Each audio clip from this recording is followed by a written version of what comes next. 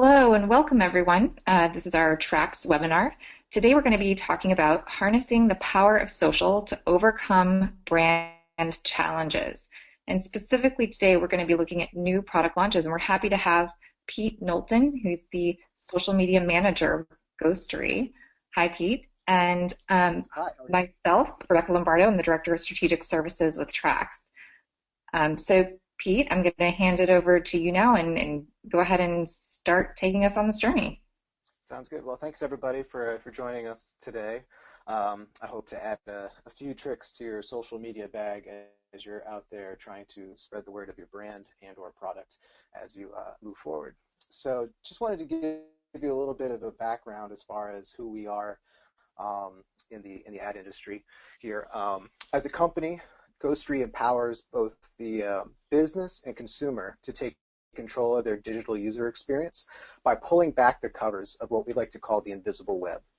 For consumers, we have the internet's most popular browser extension that shows you all the different companies that have scripts or tags on each page that you visit.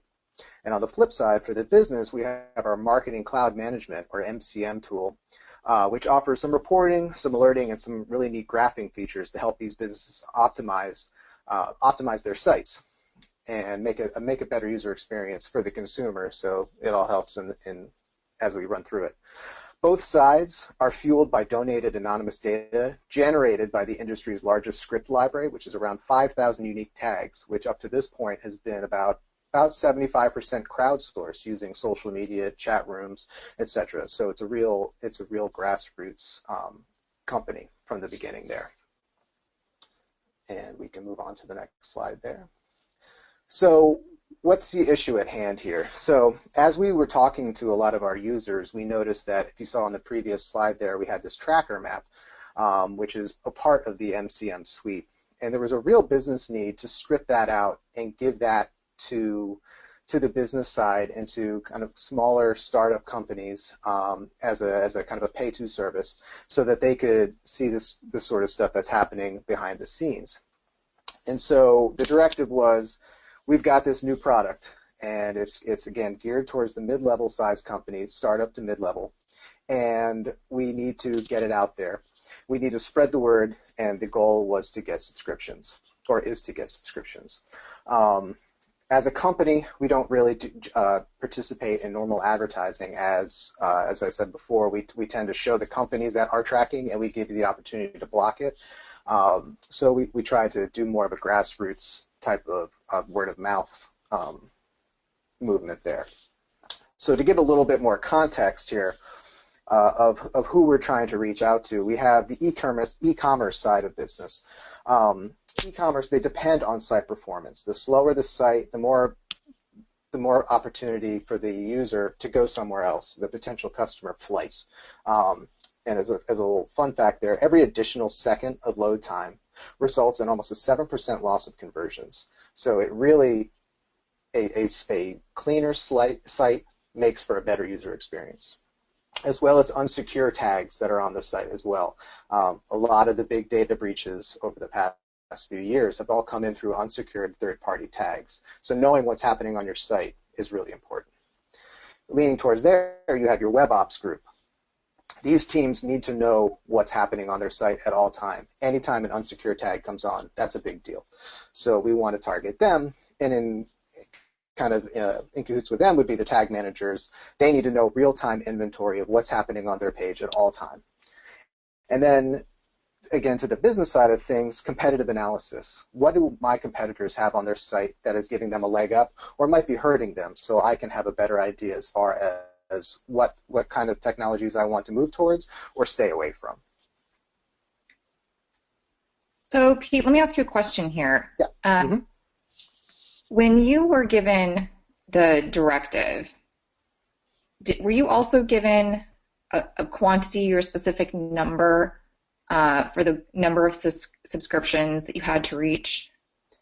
No, that's a great question. So we really don't know, since we're kind of leading the pack in this way. We didn't really know what to expect. So we had, of course, high hopes. We still have high hopes for everything, of course. But really, it's to put it out there, start seeing who's helping us with the conversation, who who's spreading the word, and try to reach out to them and help have them help us spread the word as well. So we don't really have a concrete number, which you'll see as part of the kind of some of the pain points that I identified as we were moving forward. But there really is no concrete number which defines a success at this point. Really, a success is getting the ball rolling and getting more and more people talking about it. So would you almost consider this kind of to be like a soft launch?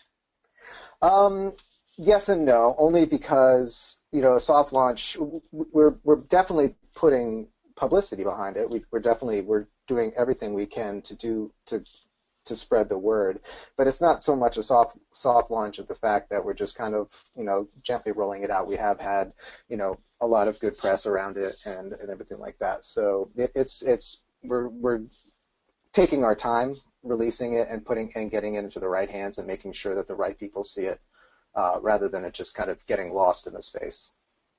And did you look at what your competitors were doing with similar products? I mean, are there a lot of competitors doing this kind of stuff? We have competitors as far as if you think of the marketing cloud management side of things, or the other side, the flip side of Ghostery, the extension, but nobody's really doing what we're doing right here. So trying to find competitors isn't that easy because we're kind of leading the way, or we like to say we're leading the way in this market. But we can definitely see who's talking about the topics that we're trying to solve, and that's who we're trying to go after. Okay, so when you have a new product and it's kind of different than what other people are doing, do you feel like it's better to take a look anyway at what would be closest, or do you think it's actually better not to look? No, I mean, the more information you can get is the best. Even if it's something that looks similar, if there's something that's kind of doing the same thing, but we have our technology solves a different problem. There's no reason why, you know, when you're doing this type of thing, especially for the web ops group, it's not a one tool to solve everything. You can definitely have, your kind of Swiss Army knife thing. It's another tool to have at the ready. And so this specific product that we're talking about here is not meant to solve all problems. It's just a very good problem to solve something at a quick glance and can be used by everybody. Okay, thanks. So where are we at? We're at the current issue at hand. So to walk you through my use case here, the scenario that I'm in here. So you're the social media manager of a company, of a team of one, who is me. And as a company, as I said before, we don't participate in conventional advertising. So the issue I have is, how can I spread the word of this new product without breaking a core value of our company? Meaning, how can I stay on message while targeting the right people? Which is kind of what I think you were getting at before there. As well as, how can I promote a product without coming across too promotional in a community-driven channel? Nobody's going to buy a product based off a tweet for the most part, but they are going to buy a product off of a brand that they trust. And so what we're all trying to do here is to get people to trust your brand to the point where they can see you as a thought leader in the community. Then they go to your website and see what you're all about, and then they take the next step to engage with you. And that's really what we're trying to do here. And there are, tons of different outlets out there now. And you just need to use the right one for the right tone of voice. Some are more friendly. Some are more buddy-buddy. I guess that's what I mean by friendly. Some are more business-oriented. And then you just need to kind of pick your battles as far as how you want to come across in which channel.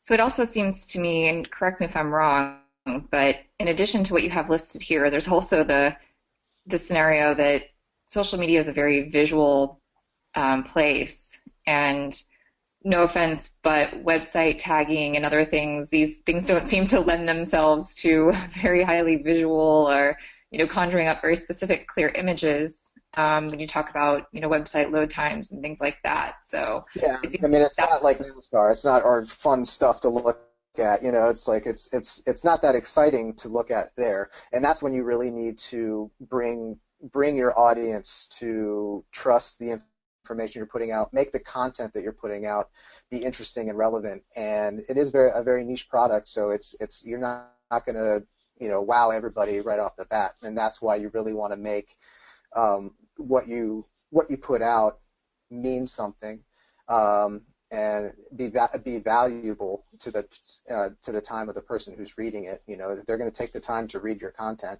you want to make sure that they're going to get something out of it and make it relevant to what they're doing, and then that'll again drive the brand trust and move forward from there. Great. So we can move on from there. Okay, so the next thing that I went through is I just want to kind of identify some of the social media pain points of doing stuff, and I knew what mine are, but I also wanted to take a look and see what the majority of us who are working in this industry kind of feel it's a pain point, and it definitely was able to relate it back to this specific use case as well as my day-to-day. So resources and time, balancing all aspects of a grassroots campaign without a full team. Some companies are at the point where they have an entire team of, I don't know, I can't even make up a number, 20 people working on social media for different sides of their company. We're not at that stage right now. So making sure that I can give my full attention towards a campaign like this to really drive subscriptions, but also keep things rolling as well. And then within that, the directive from our exec team of balancing a deadline. When realistically am I going to have to start showing some results from a social media standpoint? Not so much from a subscription base, but I'm holding up my side of the deal of trying to drive as much traffic to the website so that the right set of eyes see what we're offering and then subscribe. The noise versus value, I think that kind of touches upon what you were saying prior. Just because you have a lot of stuff out there doesn't mean the right people are going to see it. So you want to make sure that the content that you're putting out that relates to the product launch or to whatever else that you're running at that time is actually meaningful, and it's going to the people that are going to take the time to read that it's actually going to give them something in return, again, that brand awareness and trust. And then drive them to the website, and then they can take it from there. The return on investment. So, this is what it's all about, is, putting a product out there, hopefully getting people to buy it. That makes you successful. So what are those success identifiers? What key metrics can we pull from a social media standpoint that is actually important enough to report back to show some sort of success? Maintaining consistent activity across multiple accounts. Lots of us have multiple accounts. We have Facebook accounts, Twitter accounts, LinkedIn accounts, Instagram, Tumblr, Google+. If you have all of them, you should be making sure that you can engage all the audiences across, because some, for some reason, may not want to be on Twitter, but they are on Google+. So you want to make sure that you're spreading out that content. And also realize that you have multiple users that are on Twitter, Facebook, and Google+, and follow you across. So you want to make sure that you change up the messaging, the visualization, any of that stuff to make it more exciting to bring them in. And so that's something that you need to make sure of there, as well as curating relevant content. And a lot of us do this through news alerts, based off topics that relate to the product. So specifically with this one, I run an alert for tag management, and I kind of see what's current in the news about tag management and how I can relate my product to try and help our users that follow us to see what's going on about that, as well as they can then share with their user group and hopefully, again, get that ball rolling. And so earlier when you were talking about the results that are kind of expected, and as you look at what the return on investment is, are you having to communicate what's realistic here to upper management, or what does the communication process look like around this? Yeah. So it unfortunately, in the use case that we're doing right now, it's such a kind of a weird situation that there aren't very many expectations as of this point. But I would say in a standard, like in a weekly, just kind of social media realm, being able to report up to your exec team as far as your how many mentions did I get in a week? What was the interaction? What was the engagement? Who were our top influencers this week? What are we doing to engage? I feel like that's the bare minimum that you should be reporting on across all the platforms, and seeing what kind of value you're getting through some engagements, and seeing who those influencers are then sending your topics to. And so that type of reporting, roll-up reporting, is something that we do at Ghostery on a weekly basis, as well as monitoring all of our competitors and that type of data that they're doing, so that you can kind of, apples to oranges, to see how you're competing in the same space. So for this project in particular, were there any of these pain points that to you concerned you more than the others? Was there anything on your radar in particular that you were most concerned about at this point? Yeah, so I'm always concerned about the ROI, and I think most people are always, because in a situation where you're where you're setting out a campaign for a product where there really is no competition, but there really is no gauge to see who's going to jump on this. What are my key my my KPI for this is what do we say besides it being a subscription? But the subscription doesn't fall really into the social media manager lap. That's more of a the sales side of things. My goal is to drive them to get the people talking about it that makes them want to do it. So identifying like a number of mentions per week based around this topic, as well as the engagement level, and identifying a top 5 influencer list every week, so that I can then re-engage with them and try to get them to start spreading the word, was really what my key ROIs are for this project. And were you most nervous about that because this is something unique and new that people hadn't necessarily seen before? Yeah, and there is nothing to gauge it against. So it's kind of it's a who knows situation, which is actually what's really neat. What actually draws me to social media is that there's no formula for any of this. You try something, if it works, keep going. If it doesn't work, I should probably change that and try something else. If this guy was talking about us a lot last week, I'm going to try to engage with him to talk about this new product. Okay, well, he went silent all week, so he must not have liked that. So I'm going to try somebody else. So it's an interesting kind of a play back and forth between a humongous user set and you. So it's a very interesting back and forth. Great, thanks. So on to the next. So now we're kind of getting into, I like to break up the campaigns when I'm starting them, just into just an easy chunk. Again, I'm a social media team of 1, so I try to keep this as easy and attainable as possible.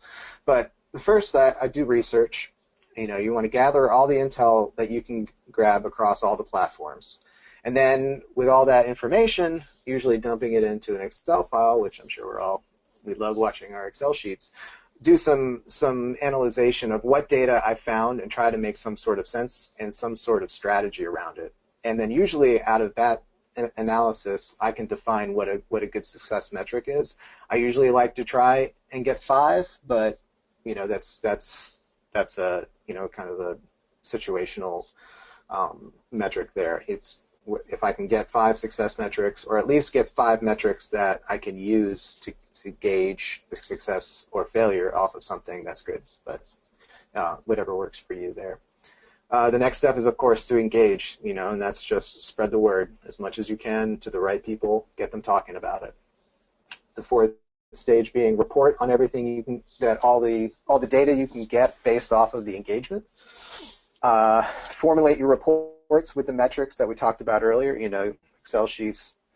We currently do a weekly wrap up of everything we do with these key metrics and influencers, and then see how it went. You may need to regroup and come up with a different plan, and then engage again the next week and see what happens again, and just kind of keep going. This obviously depends on the specific time frame that you have for your campaign. Since mine really doesn't have an end date for this product. I just report weekly and see what we're doing, and then also do a wrap up quarterly and move on from there. But this product isn't something that's kind of like on sale for the month or anything like that. It's a new product that we're launching, and it's not going anywhere. Hopefully, it's a great product, so I have high hopes for it. But that's the plan for that. So just to touch base again on the spreading of the word, Mm-hmm. you did not have a budget for this in terms of boosting posts or social media ad creation or anything like that? We do some of that. I do have a budget that I work with there. We kind of tend to do both. I really try to do the more organic posting to be the main source of engagement so that I can see that. But I definitely do a few campaigns across all the outlets that allow for it. Especially LinkedIn is a great place to go, especially for a product like this, because it has the heavy business side, and that's who really would benefit from this. So we tend to kind of pick our battles as far as which one we want to spend a little extra money as far as boosting is concerned. Okay. So moving on, these are just a couple of things to think about in each one of the four groups there. So identifying influencers in the relevant market space. This is under the research section. So I go right to the source and I just start doing searches of relevant content, hashtags, keywords, influencers that I know of that are talking about it, and see what's happening out there in the specific outlets themselves. See what's creating a buzz. Also see what other keywords and hashtags are being used together. See what kind of reaction people are getting from that. Start gathering that information. And so also, this is a great time to see if you have competitors in that space, who's talking about them, what hashtags are they using, who are they sharing, what type of content is getting the most traction for them, and using that to your advantage, because there's no harm in saying, hey, I see you're looking at this, but doesn't this look cool also? So why don't you take this for a spin and see what you think about it. Is there a rule for creating the hashtags? Like, is there a certain time when you would create a branded hashtag versus a non-branded hashtag?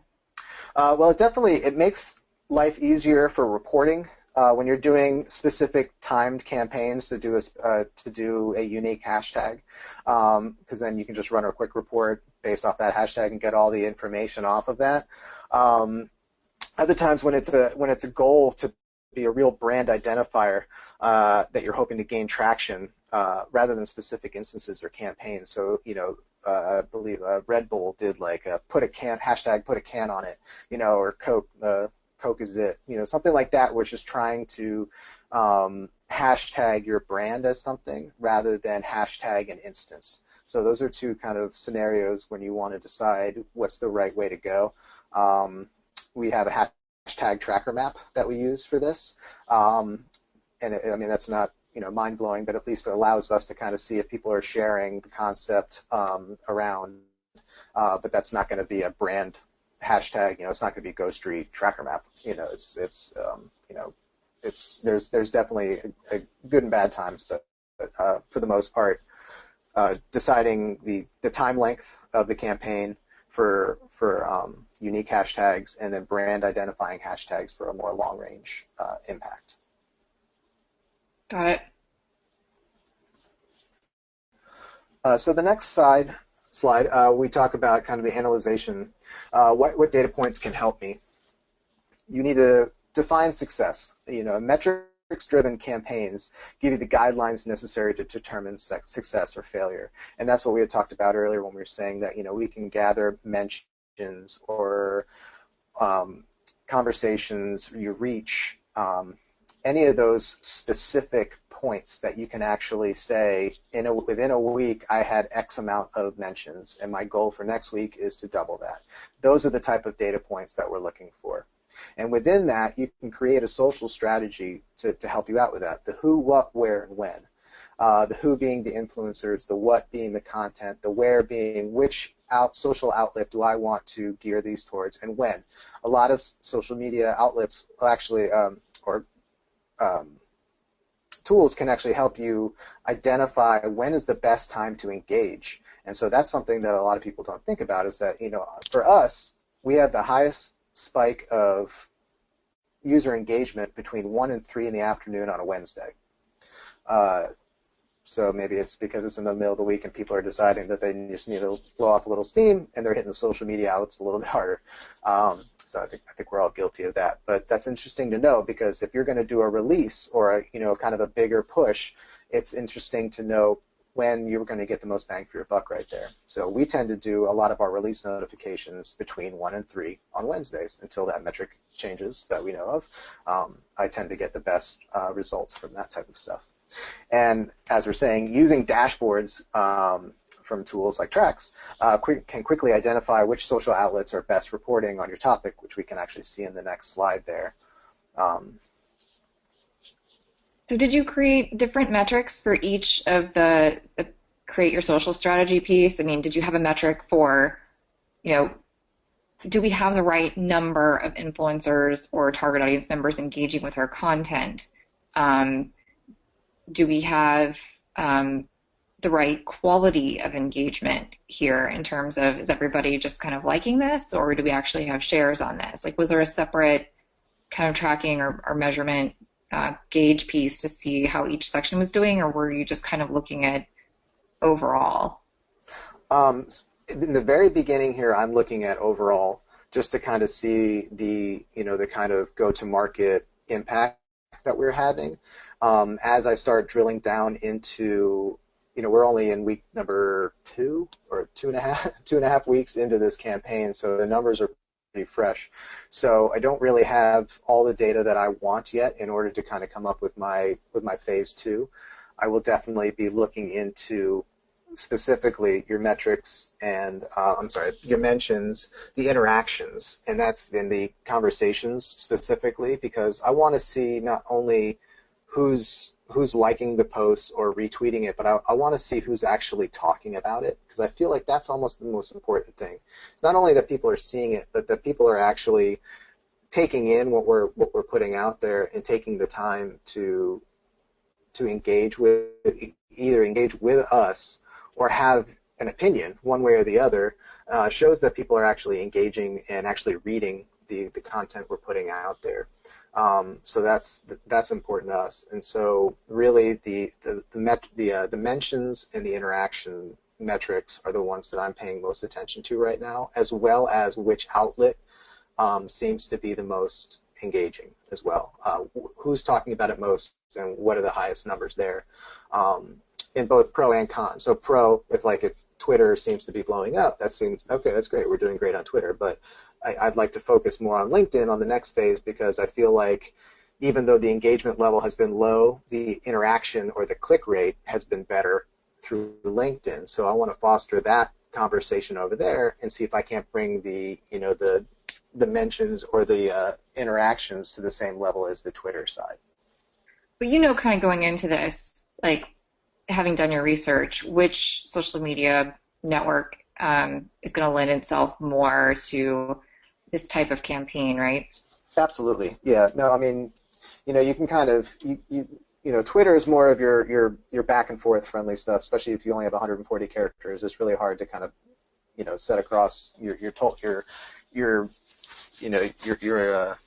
what you're trying to put out there. LinkedIn obviously is your business driven outlet, and so anytime you're putting something out there that you want people to buy or that will benefit companies specifically, you're going to get the best reaction from there. When we're doing a release of our browser extension, Twitter and Facebook are the ones that I hit the most, because you get most interaction from there. LinkedIn, it's a blip on the screen when you're doing stuff for the consumer side, but as soon as you hit the business side of things, it's a complete role reversal, and so it's pretty interesting to see. So the research there is just knowing who your audience is and putting out the right content to make sure that you're matching the audience. Okay. And so the next slide here is just kind of an example of what I see every day when I'm using Tracx to see what kind of responses I'm getting on a day-to-day basis. So you'll see here, mentions, interactions, posts, conversations, your reach, and the most important thing here that I'm looking at currently with this current campaign is the activity volume. And you can see really where to focus, the next phase, who's talking about where, which day. Again, you'll see, that Twitter seems to be doing really well for us. But on some days it was better than others. What happened on those days. You can drill in and see maybe an influencer picked it up, and then so you want to make sure that you engage with that influencer and either say thanks for talking about us, or answer questions and anything like that. So these are very useful dashboards to have at the ready. So, okay, so talking about the timeline here real quick. The first 2 weeks of any campaign are going to contain usually the burst of activity, right? I mean, mostly on social media, when you launch something, the biggest burst of activity tends to happen earliest on, right? Right.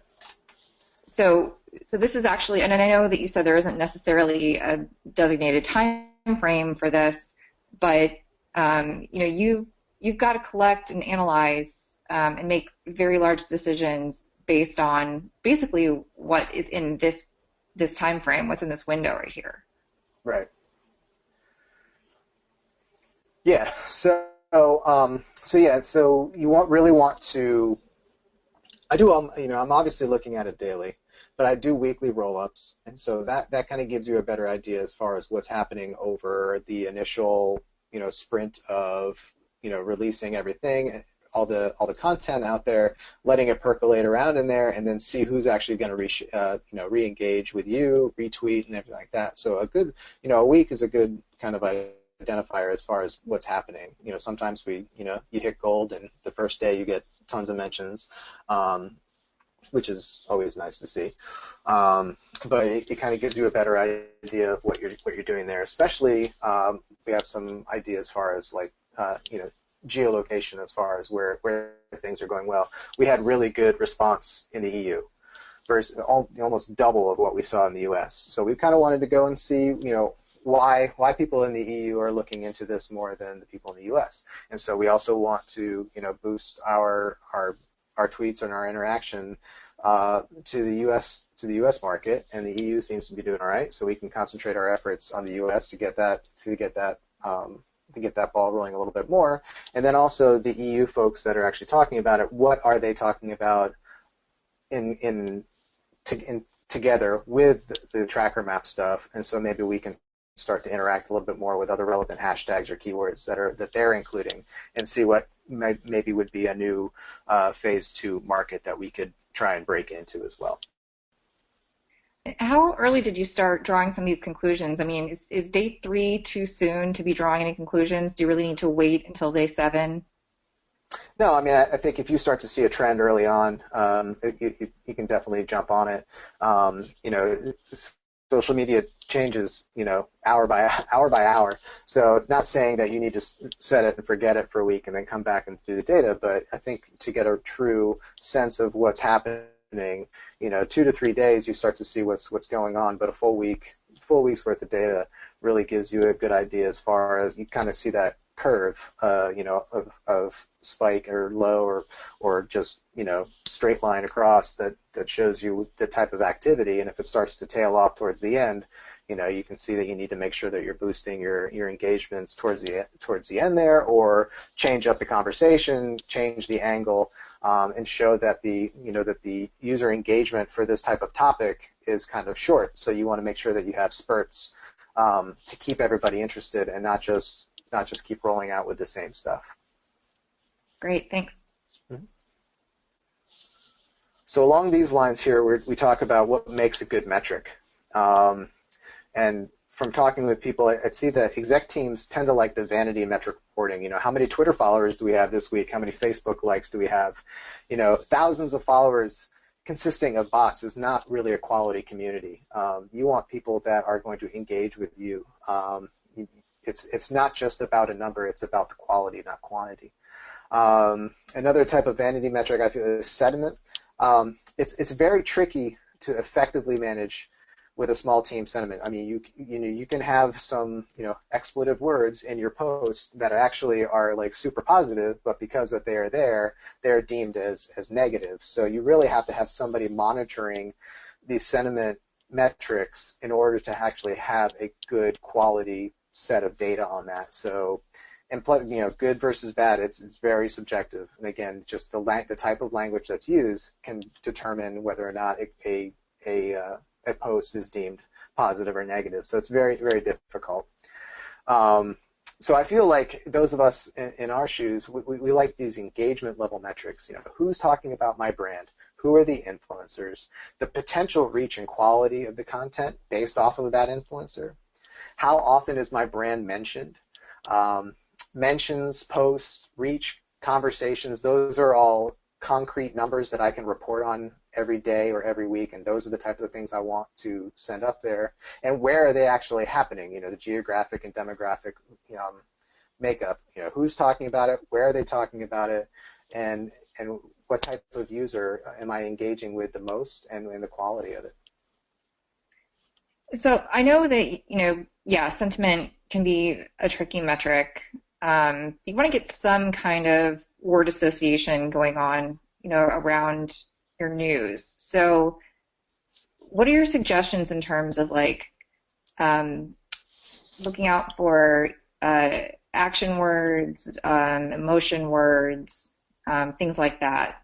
Yeah, I really like the word clouds because it kind of gives you a quick glance as far as what's being said. The bigger the word, the more it's talked about. The smaller the word, the less it's mentioned. But I feel like those are almost more beneficial than the sentiment, because if you're seeing negative words larger, that's almost a more realization of the sentiment of what's happening, rather than some gauge telling me that 53% of your posts are positive. I would rather see what people are talking about and how often they're saying it, and that kind of, I feel like, is a more impact, a better realization as far as what's happening. So in terms of just measuring sheer volume, it's like you can measure, you know, quantitative amounts, but then to overlay, sentiment on top of those quantitative amounts is tricky.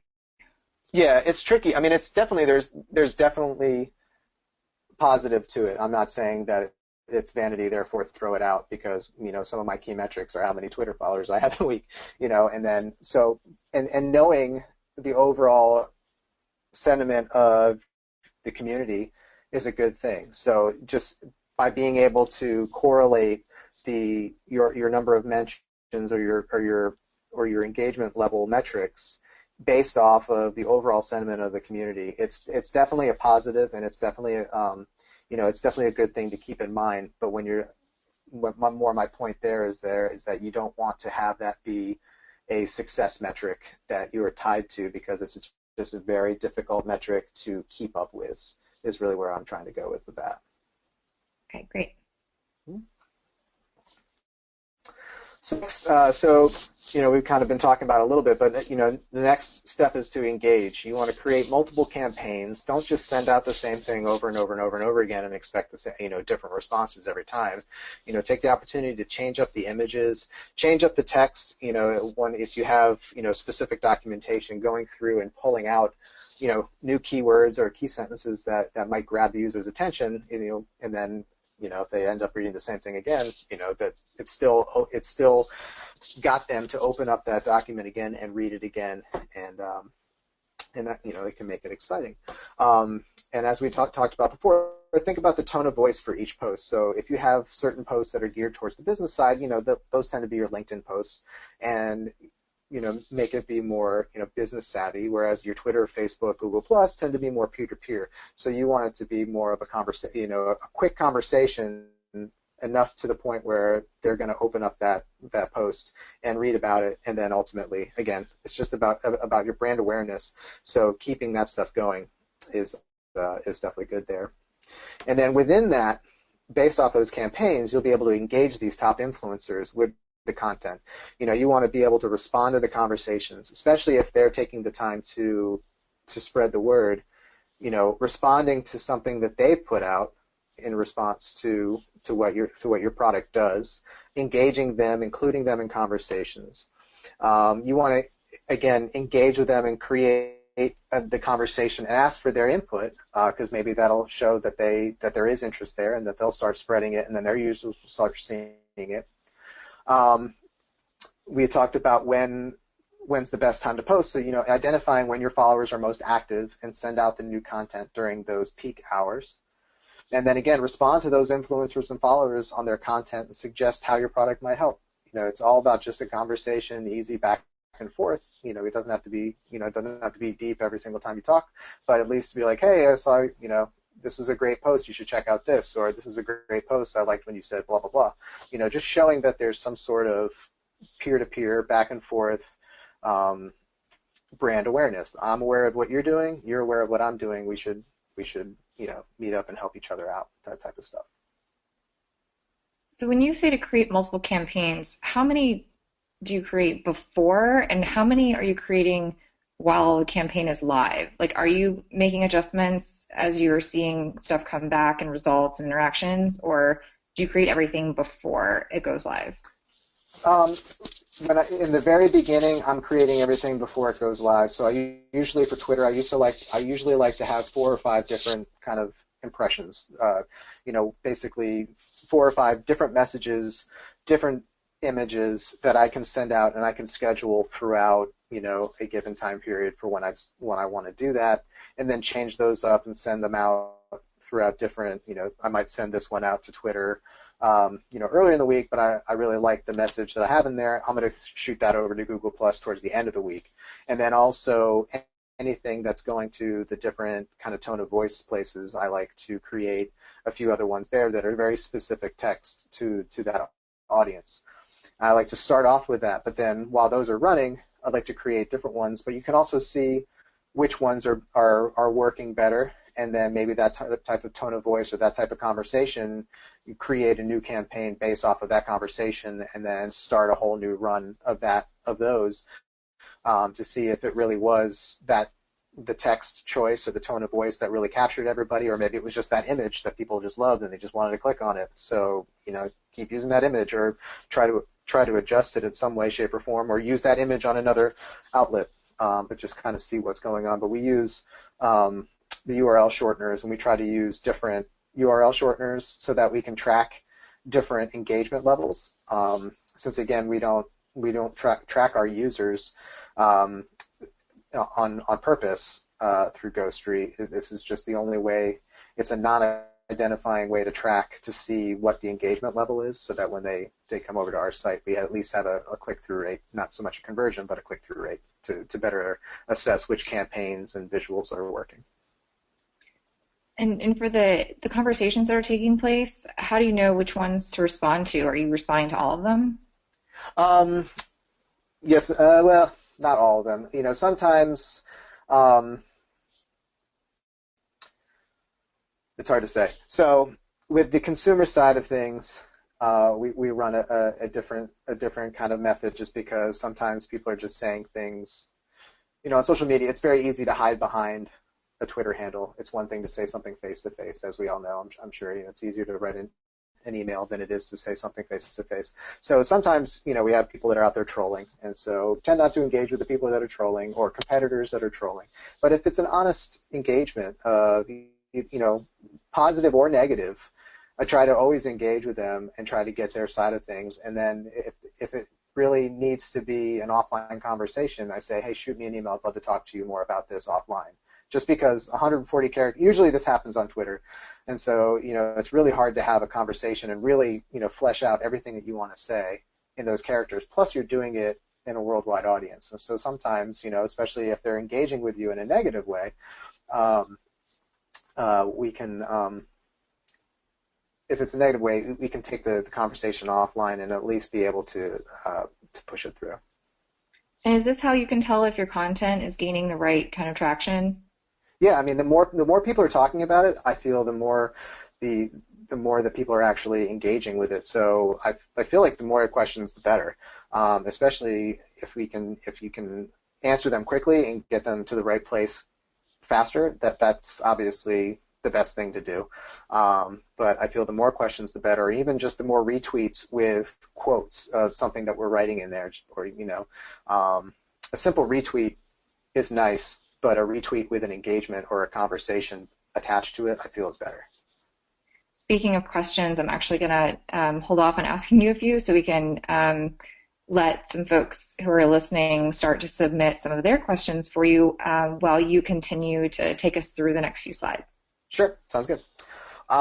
Yeah, so the next slide here is kind of an example of what I'm looking at daily. So we had talked about scheduling out campaigns, creating different campaigns. And so the view here that we see from Tracx is just kind of like a normal week of content that I'm spreading out across the different social media outlets. Like I try to engage 4 different, impressions or campaign identifiers throughout, and this is just a nice way to make sure that A, I'm hitting all the outlets that I need to. I'm not forgetting to click something or forgetting to interact with one. B, that I'm kind of being consistent with the number of tweets that I'm putting out there, and also C, I'm a team of one, and this way I can at least make sure that that I'm doing my due diligence to get everything out there. So it's just a kind of a way for me to check. But yeah, that's just a nice simple calendar view there. And so after I've sent everything out, when we go to the next slide here, you basically just start your reporting scenario, which again, I was saying we use Excel spreadsheets and just formulate, metrics that we can then report and share back to the bosses. But it's as simple as this. Did you hit your success metrics? Yes? Great. Keep going. You're obviously, things are going in the right direction. So depending on your strategy, keep going. And on the other side, did you not hit your success metrics? So what are the reports showing? What is lacking? Are you not seeing the mentions that you were hoping to get? Are you not seeing the retweets of the conversations? Are you not hitting the right influencers? So do you need a whole new strategy? And so that's one of the really fun things about social media. I feel like it's a very improvisational concept. It's try something. If it doesn't work, try something else. Nobody has written the book of the 100% way to do this. So I feel like we're all writing this book together, and maybe someday somebody will do it, and that'll be fun to read. But for now, it's a real hit or miss. Everybody has good days and bad days, and so you just keep going with the next side. And the next slide here will just kind of show you some examples of the different types of reports that I use from Tracx. You can have your brand overview, mention analysis. These are just some kind of canned reports that you can schedule, which are nice. But I also use that dashboard quite a bit. Use the dashboard quite a bit because it's a nice, quick way to get that data. And so yeah, so that's where we're at there. Did you learn just real quick, did you learn anything from the success metrics that you created for this campaign? Like maybe you picked the wrong metrics, maybe you should pick some different ones next time. Was there a methodology to choosing the success metrics that you'd like to pass along? Yeah, I mean, specifically with using Tracx, it makes it very easy to see, your straight ahead level metrics, which are just that mentions, conversations, your reach, and the engagement level. Those were really, really helpful. And I feel like those have almost, like I'm now ingrained to have that, wherever whatever I'm going to be doing, I'm going to always be looking to how can I make those metrics the focal point of every one of my campaigns. Mentions are good because that means people are talking about it. Engagements are better because that's what they're seeing as far as engagements are good because not only are the posts being seen, mentioned, but they're actually being worked on, and that's really what we want. We want people to not only see it, talk about it, but we want them to be in a back and forth conversation with engagement, retweet, anything like that. Sharing it on Facebook, liking it on Facebook, sharing it in LinkedIn, writing their own pulse on it on LinkedIn would be great. We do have people that we work with that do testimonials. If you can get somebody, an influencer, to do a testimonial about how great the product is, I mean, that's amazing stuff that you can use. But that all comes back to first starting off with who's mentioning it, the influencer that's mentioning it, and then who's engaging with it the most. Do you engage with influencers around paid promotions? Is that part of the plan? What do you mean? So, like, would you pay an influencer on LinkedIn to mention your new product? No, no, we don't do that. I don't feel we never have in the past, and that's not something that we're moving towards. We're very happy and comfortable with the grassroots promotional stuff that we do, and the user group that we have created is a very strong and very vocal community, which is good and bad. Good because they're really your brand ambassadors day to day. When I go to conferences, I meet our users daily, and they love what they what they get, and they're big fans to always spread the word through word of mouth or through social media. On the flip side, when things go wrong, they're very vocal to say, "I don't like what you did. You need to fix that," or something along those lines. But still, that's an engaged user that is helping us either fix a problem or spread the word that things are going well. So that's really where we stick to. We don't really try to go the other route. Great. I've got a specific question here from someone about success metrics, specifically for B2B companies. I know you Mhm. mentioned the number of key influencers mentioning the brand or product. Are there any others you'd like to highlight? For B2B, see, we're in an interesting situation where we don't actually track our users.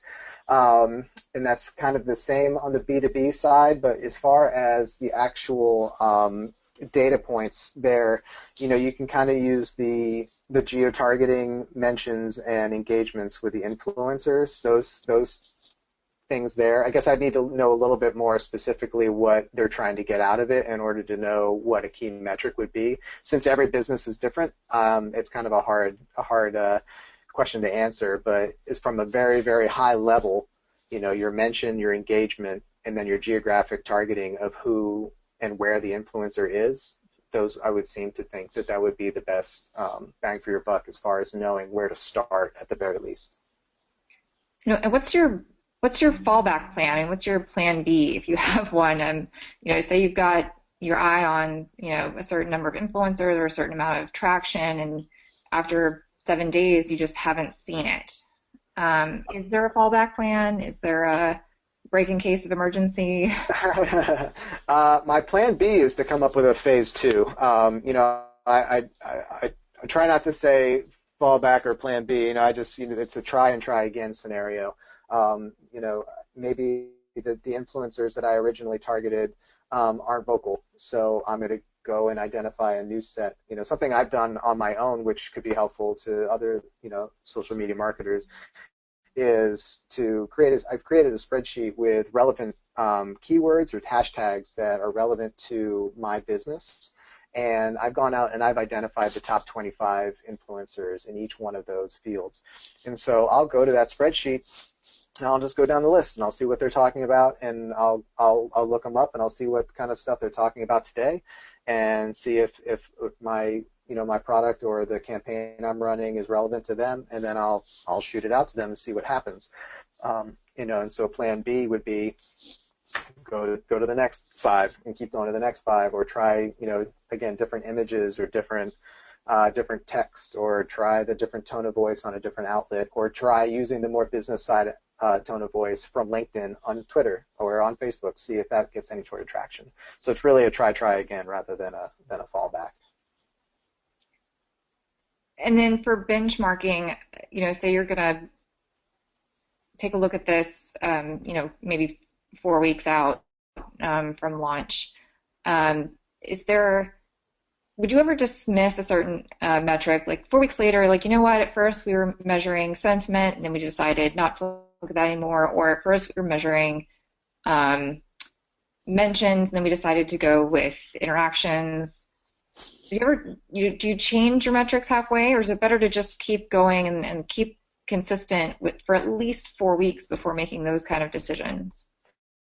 Um, I like to keep the mentions because that gives you kind of a good, kind of, up and down as far as how things are going. If you had to ditch one for another, I mean, I feel like, conversations and engagement, I want the engagement.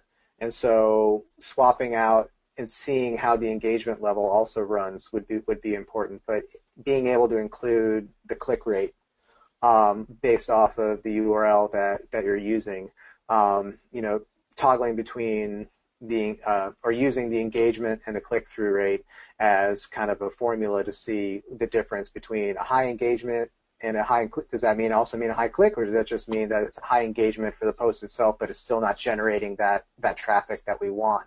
But a certain spike in conversation actually does. So that would be something there. So, what can I do to drive more conversation rather than a simple engagement, that type of thing. So that would be something I would look at, and I would definitely be looking at that ongoing rather than it being a kind of like month by month thing. So that's something that's organic, and it also has to do with stuff that's happening in the industry. Some things that are happening with the company, things that are happening beyond your control that you can either use to your advantage or to stay away from. Great. And then any last takeaways?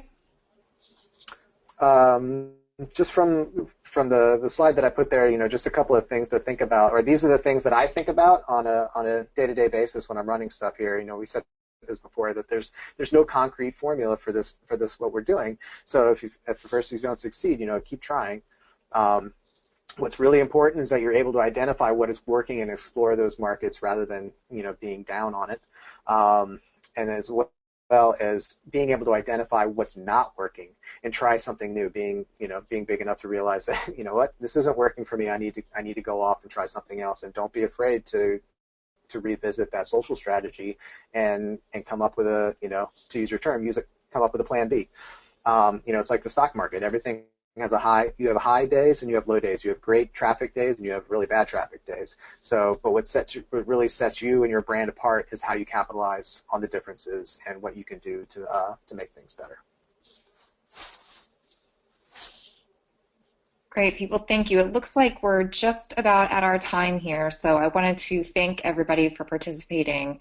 If we didn't get to your question and you still want to follow up, feel free to reach out to us through email or on Twitter. Pete, thanks again for joining us today. This was very, very insightful on a very challenging subject. I appreciate the time. There will be a recording available after this webinar if anyone is interested. And thank you again so much for participating. Have a good day.